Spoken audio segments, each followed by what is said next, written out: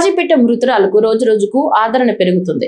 ఐద్వా మానవ హక్కులు, సిపిఎం ప్రజా సంఘాలు కీర్తన కుటుంబ సభ్యులను పరామర్శించి కీర్తనకు న్యాయం జరగకపోతే రాష్ట్ర వ్యాప్తంగా ఉద్యమిస్తామని పోలీసులను హెచ్చరించారు. ప్రజా సంఘాలు గత 3 రోజుల కిందట రాష్ట్ర వ్యాప్తంగా సంచలనం సృష్టించిన కీర్తన హత్య కేసులో ఈ రోజు ప్రజా సంఘాలు ఆధ్వర్యంలో వారి కుటుంబ సభ్యులను పరామర్శించారు.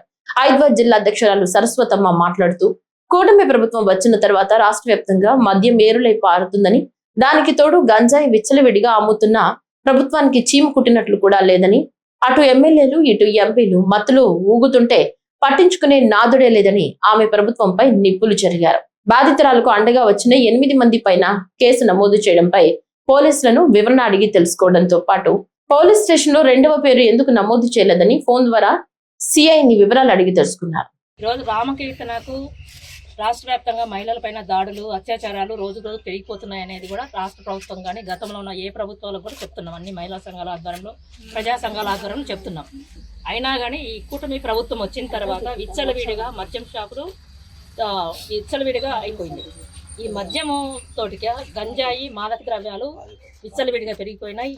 ఈ అమ్మాయిని రామకీర్తనను చంపిన అమ్మాయి ఎవరైతే నిందితుడు ఉన్నాడో ఆ నిందితుడు కూడా గంజాయి, మాదక ద్రవ్యాలు సేవించారని చెప్పేసి తాగాడని చెప్పేసి పోలీసులే చెప్పారనేది కూడా ఇప్పుడు వాళ్ళు పేరెంట్స్ చెప్తున్నారు.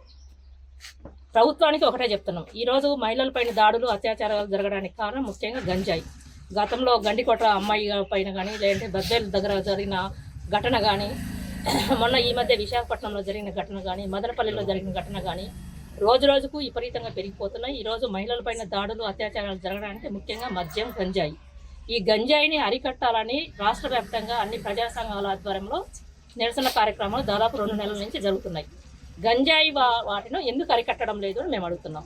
ఈరోజు గంజాయి అరికట్టాలా, గంజాయి చాలా ప్రమాదం అని చెప్పేసి నెల్లూరు జిల్లాలో పెంచలయ్య గారు చనిపోయిన విషయం అందరికీ తెలుసు. ఎవరైతే వాళ్ళు వ్యాపారం చేస్తున్నారో స్మగ్గలరు, ఆ స్మగ్గలరే మా మీద వ్యతిరేకంగా చేస్తామని చెప్పేసి పెంచలయ్య గారిని చంపేయడం జరిగింది గత 2 నెలల కిందట. గంజాయి స్మగ్గలరకు రాజకీయ పార్టీలు వెనకల లేకుండా గంజాయి వ్యాపారం జరగదు.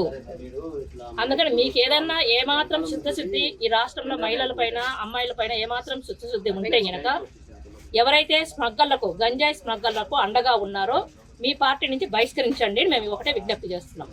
అలాగే మీ పార్టీలో ఎవరైతే ఎమ్మెల్యేలు కానీ లేదంటే ప్రజాప్రతినిధులు ఉన్న వాళ్ళని ఆ ప్రజాప్రతినిధి నుంచి కూడా తొలగించాలి. ఇప్పటికైనా ప్రభుత్వం ఆలోచించాలి.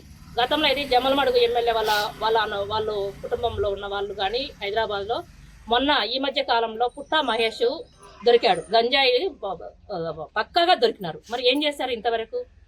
పుట్టా మహేష్ని ఏం చేశారు? ఈరోజు ఈ గంజాయి, మాదక ద్రవ్యాలను, మద్యం అరికట్టకుండా మహిళల పైన ఇలానే కొనసాగుతుంది. ఈరోజు రాష్ట్ర ప్రభుత్వం అయితే నేను మహిళలకు అండగుంటాను, నా తోడబుట్టిన వాళ్ళు ఇలాంటి మాటలు కట్టిపెట్టి ఇప్పటికైనా ప్రభుత్వం పునరాలోచించి వీటన్నిటిని కూడా కట్టడి చేయాల్సిన అవసరం ఎంతైనా ఉంది. వీటిని కట్టడి చేయకపోతే మహిళల పైన కానీ, మా అమ్మాయిల పైన కానీ చాలా దుర్మార్గంగా జరుగుతాయి. రాబోయే కాలంలో కూడా చాలా ఘోరంగా జరుగుతాయి. మేము ఒకటే చెప్తున్నాం, ఎవరైతే ఈ రామకీర్తనను చంపిన వాళ్ళు ఉన్నారో, నిందితులు ఎవరున్నారో ఆ నిందితులు వెంకటేష్ ఉన్నాడు, వెంకటేష్ని అరెస్ట్ చేసినామని చెప్తున్నారు. వెంకటేష్ ఒక్కడే కాదు, అమ్మాయి మరణ వాగ్మూలం ఇచ్చింది. వచ్చిన పేరెంట్స్ 11 గంటలప్పుడు ఇంటికి వచ్చిన తర్వాత వాళ్ళ నాయన ఎత్తుకునేటప్పుడు నన్ను ఇట్లా చంపేస్తున్నారు అని చెప్పిన తర్వాత ఎవడో పక్కన ఇంకొకడు ఉన్నాడని చెప్తున్నారు. నవీన్ అనే వాళ్ళు ఉన్నారని, అమ్మాయి ప్రవీణ్ అనే ఉన్నాడు. పూర్తి పేరు చెప్పలేకపోయింది అమ్మాయి. ప్రవీణ్ అని చెప్తుంది, వెంకటేష్ ప్రవీణ్ అని చెప్పింది ప్రాణాలు కోల్పోయింది.